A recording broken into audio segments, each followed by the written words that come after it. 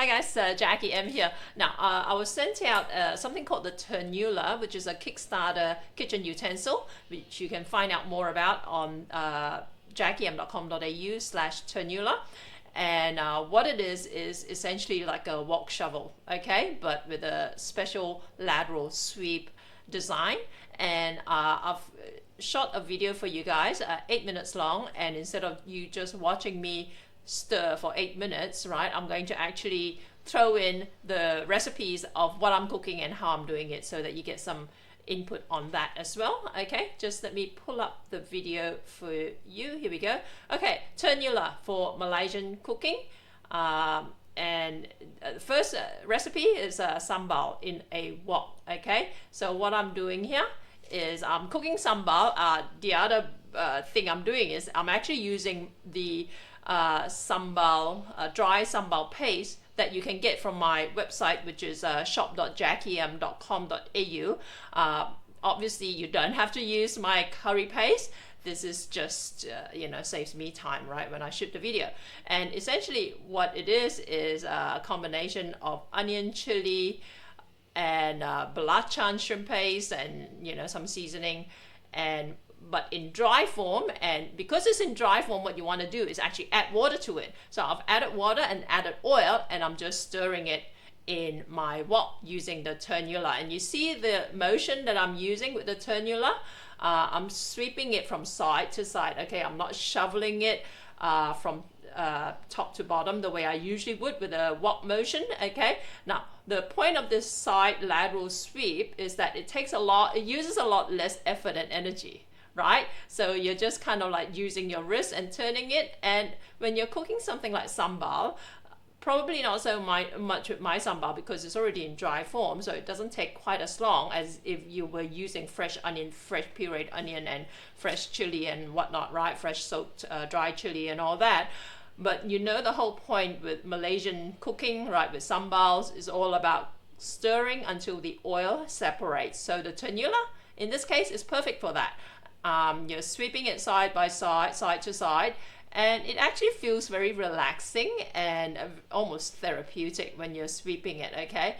You're not exerting too much effort, and so it becomes quite a zen-like experience. So this is my sambal after stirring it, and now the oil is separated.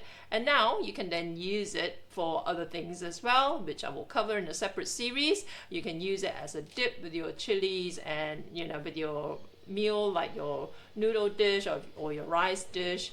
But here you go. So you see the lateral movement with the Turnula. And the thing about it is, apart from the thin,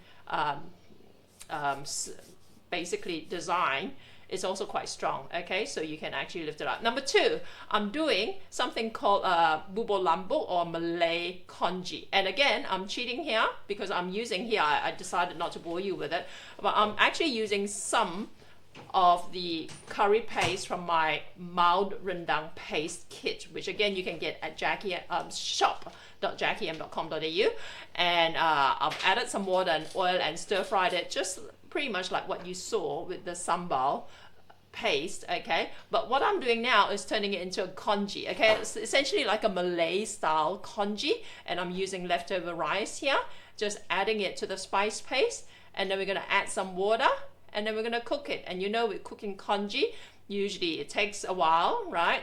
Because you want to cook it until the rice breaks down, until it gets starchy and whatnot. So we're going to just break up the rice here a bit. And of course, how much spice paste I use in it is really kind of like, I just eyeball it. I just kind of guesstimate, like, how strong do I want it to taste? Okay, that is the difference between Malay style and Chinese style congee, in that the Malay style congee has curry seasonings, like spice seasonings in it. It's very interesting. It's actually quite nice. And of course, you then fry it up, so it will be a little bit spicy. It can be, so if you like it stronger flavored, you can actually add more. If you don't, then you can cut down on it and then just add more seasoning, like a bit extra salt or whatever, just to balance out the flavor. Okay, and just adding water here is reduced. And again, like I said, because you're using the Turnula, is quite a relaxing, low effort movement here. So you can just kind of like gently stir it, lift it, and turn it. Okay. And the other thing that's different about the Malay style congee is that, I mean, this is optional, but you add coconut milk or coconut cream to it as well. Okay, so it becomes quite a rich meal in itself. Okay, so that's the turnula, that's my mild rendang paste, and then that's the congee.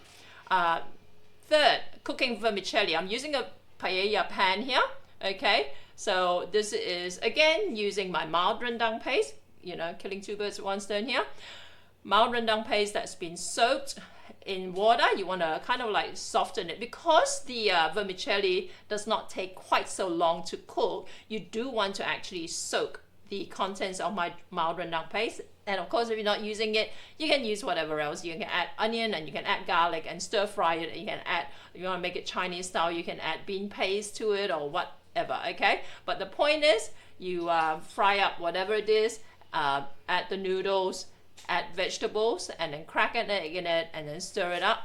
And the point of this really is to, again, demo the turnula in terms of its scooping motion. Okay, just keep in mind for something like this, I did try and cook this in a smaller pan, and I found that it was a little bit clunky doing it that way, right? Because you notice the turnula is not a thin spatula, it's like a wide base spatula. Scooping it sideways, you want some room for it to move around, and you want walls around the sides as well, so that you can, you know, you don't kind of accidentally tip it over the side of the pan as well. So you see that? That's pretty straightforward. Again, you know, I made a spicy version, not a spicy version, but a spice infused version using my mild rendang paste. You can of course do the same using my other paste as well. You can even use the sambal belacan that we cooked in the first segment. Okay, but this is what it looks like here at the end.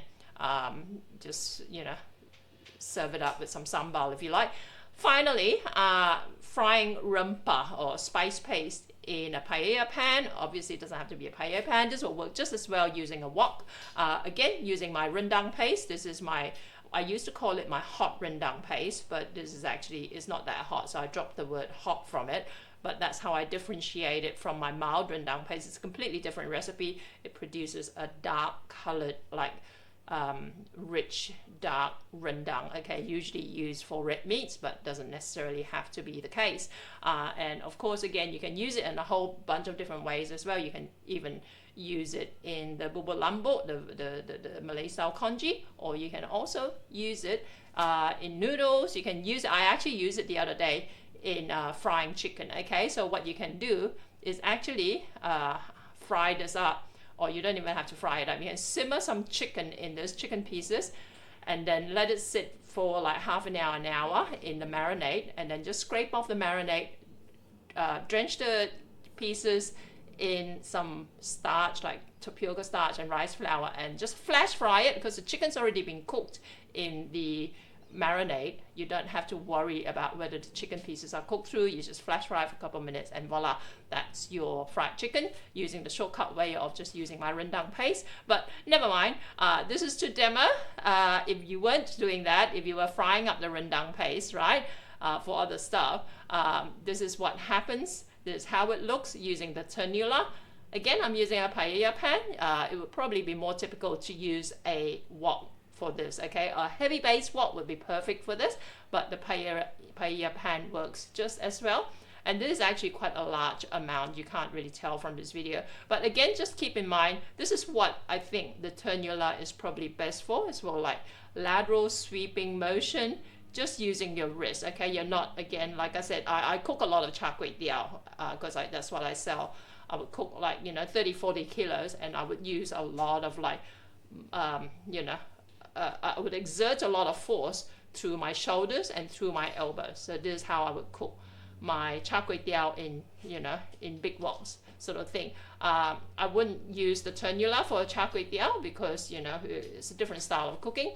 But if you're cooking something that takes a long time of sauteing and whatnot, the turnula is probably your best bet for it, okay? So check out details about the Kickstarter. We love to support Kickstarters because we like innovation and we like people who take risks. So I've created a short URL. I don't actually get paid for this, by the way, guys. Short URL is jackiem.com.au/turnula. So I think it has a place in your kitchen, especially considering the fact that Malaysian cooking involves a lot of slow, like cooking your spice paste, your sambals and all that until it pecah minyak, which means the oil splits, right? So instead of using a lot of effort in your kitchen while you're stirring, you're just doing this, okay? Gently, gently, okay? Have a look at it and let me know what you think. I'll catch you in my next video.